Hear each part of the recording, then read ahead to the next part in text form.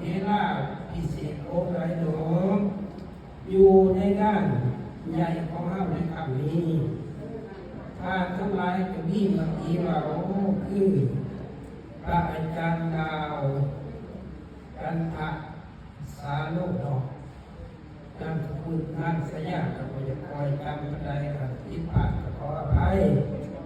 และบัดนี้มาแทนเวลาพิเศษกดทรงยกย่อให้เป็นสูงส่งตนให้มียศมีศักดิ์ธรรมดาว่าการเวลาพิเศษนี้มันจะมีหลายอย่างคำว่าอาภิเษกอาภิเษกมันจะมีหลายอย่างคือหนึ่งปาตาภิเษกปาตาภิเษกคือหมายความว่าเมื่อบุคคลผู้ใดผู้มีอำนาจชื่อว่าผู้มีกำลังแห่งแข็งกล้าหรือมีสติปัญญาไปในทางที่ว่าสนุก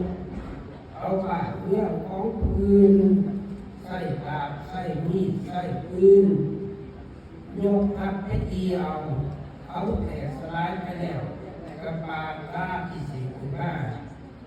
ว่าข้าพเจ้าจะเป็นพระราชาในเรื่องนี้อันนั้นเพื่อนว่า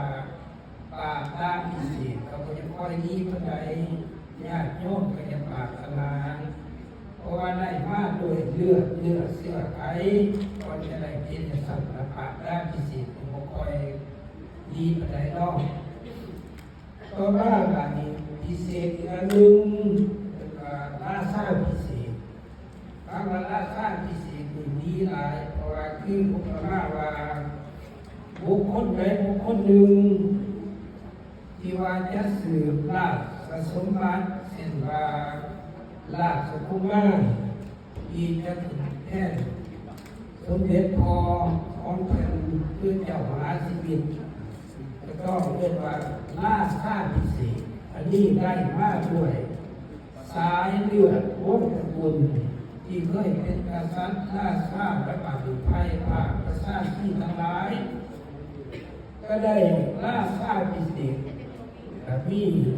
ยศมีศักดิ์มีเกียรติทั่วไปทั่วชาติปกครองไปภาคประชาที่ยืนเป็นมงคลเป็นมงคลภิเษกอย่างนี้ยามพระอาจารย์ดาวของเฮาหรือว่าญาติดาวหรือว่า